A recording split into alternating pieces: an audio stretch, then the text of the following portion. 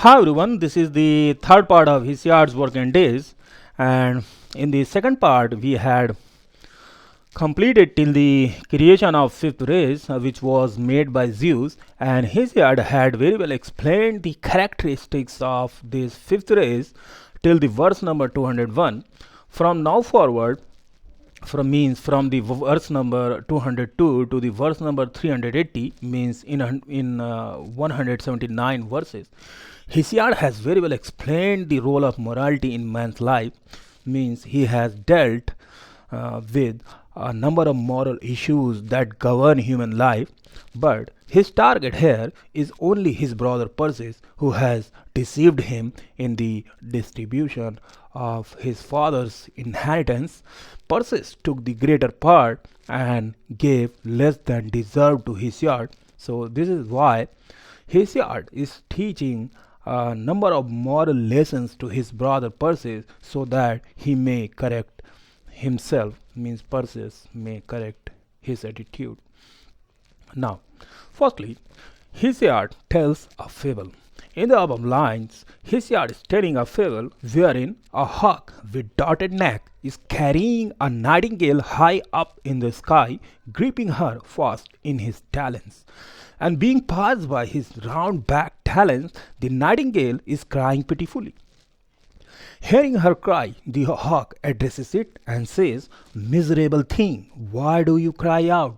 When a far stronger hawk is holding you fast in his grip.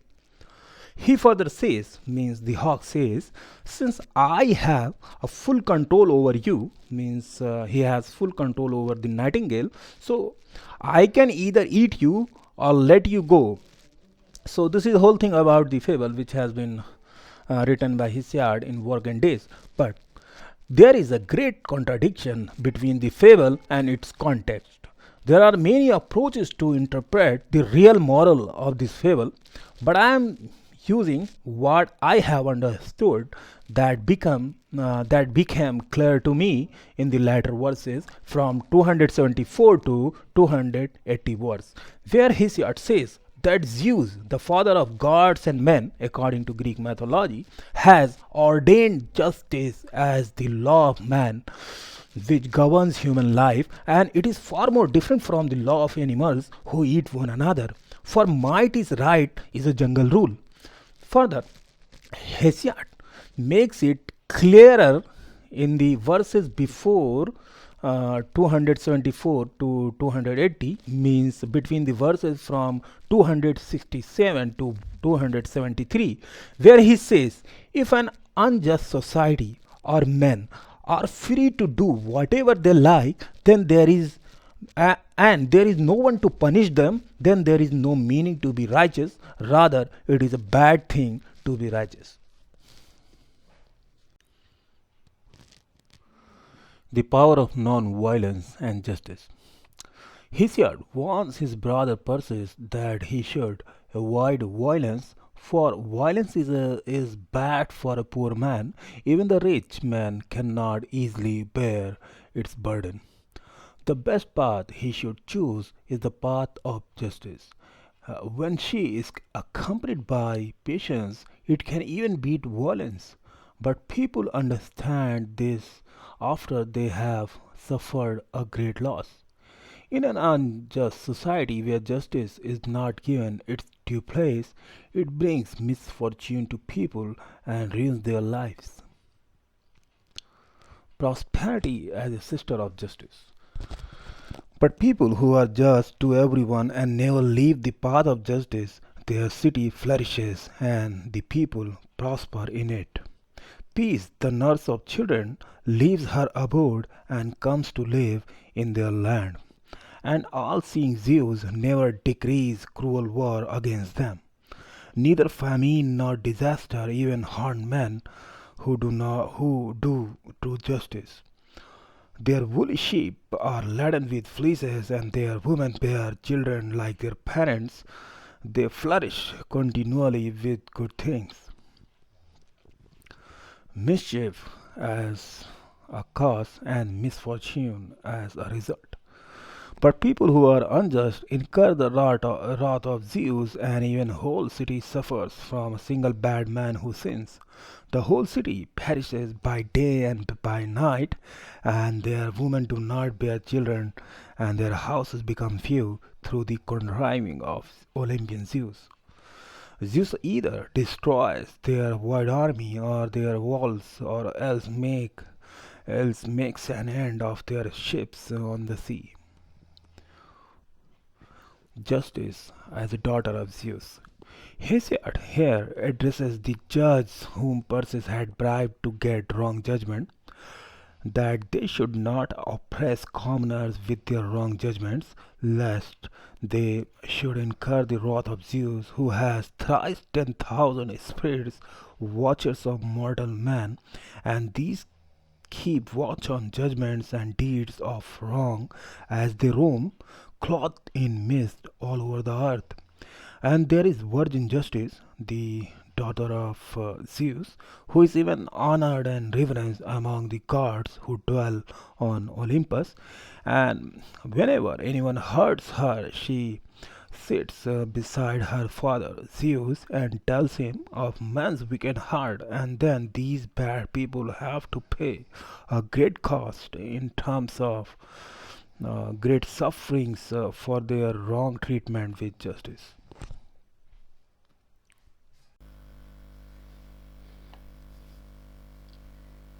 An evil plan harms the plotter most. He does mischief to himself who does mischief to another, and evil plan harms the plotter most. If an unjust society or men are free to do whatever they like and there is no one to punish them, then there is no meaning to be righteous. Rather, it is a bad thing to be righteous. But according to Hesiod, all wise Zeus will not let it happen because, according to Greek mythology, Zeus has the power of dispensing justice. Further, Zeus has ordained this law for men that fish and beasts and winged fowls should devour one another, means they eat one another, for right is not in them. But to mankind he gave right, which proves for the best. For whoever knows the right and is ready to speak it, far seeing Zeus gives him prosperity. But whoever deliberately lies in his witness and forswears himself, and so he hurts justice and sins beyond repair, that man's generation is left obscure thereafter. Very nicely, Hesiod has put this thing in front of his brother Perseus, that the road to badness is smooth, but the road to goodness is rough at the first. But when a man has reached the top, then is she easy to reach, though before that she was hard. And again, Hesiod advises Perseus to work by saying, O high-born Perseus, work, that hunger may hate you, and venerable Demeter, richly crowned, may love you and fill your barn with food. Demeter in Greek mythology is often described simply as the goddess of the harvest. For hunger is altogether a meet comrade for the sluggard, that both gods and men are angry with a man who lives idle. For in nature he is like the stingless drones who waste the labor of the bees, eating without working. Through work men grow rich in flocks and substance, and working they are much better loved by the immortals. Work is no disgrace, it is idleness which is a disgrace. But if you work, the idle will soon become envy of you as you grow rich, for fame and renown attend on wealth. And whatever be your lot doesn't matter, work is best for you. If you turn your misguided mind away from other men's prosperity, means from other men's property, to your work and attend to your livelihood as I bid you, Hesiod says to Perseus. And evil shame is the needy man's companion, shame which both greatly harms and prospers men. Shame is with poverty, but confidence is with wealth.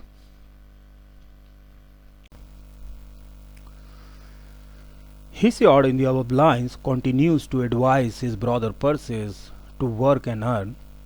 Hesiod means Perseus should not try to steal and deceive others, as often happens when gain deceives men's sense and dishonor tramples down honor. The gods soon blot him out, means destroy that man and make that man's house low, and wealth attends him only for a little time. Alike with him who does wrong to a suppliant or a guest, or who goes up to his brother's bed and commits unnatural sin in lying with his wife, or who infatuately offends against fatherless children, means orphan, or who abuses his old father at the cheerless threshold of old age and attacks him with harsh words. Truly, Zeus himself is angry, and at the last lays on him a heavy requital for his evil doing. Importance of a good neighbor.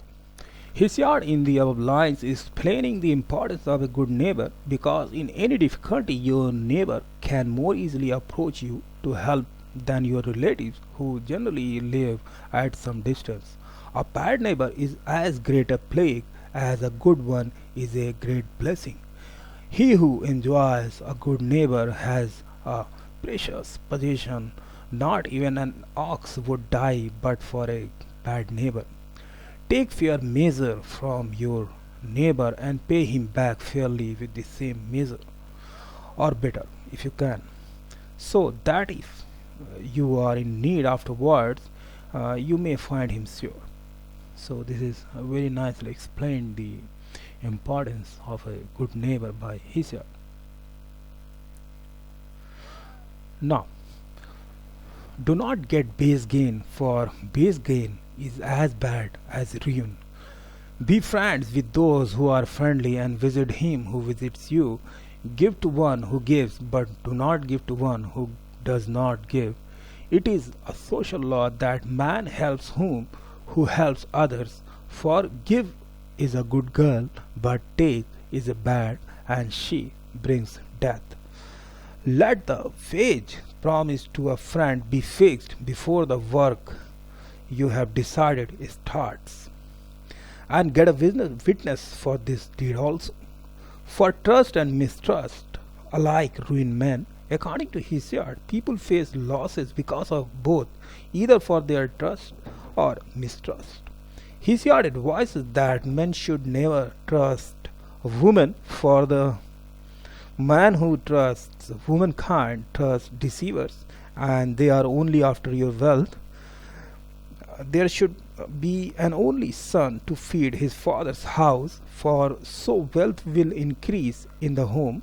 But if you leave a second son, you should distribute your wealth even in your lifetime, otherwise there could be some problem in the distribution of inheritance after your death, as it happened to Hesiod. Yet Zeus can easily give great wealth to a great number, but more hands mean more work and more increase. So these are the verses, means in 179 verses Hesiod has dealt with a number of moral issues, though his target, I told that his target was only his brother Perseus. So now these are the sources from where I got information. So we will meet in the next presentation. Till then, bye.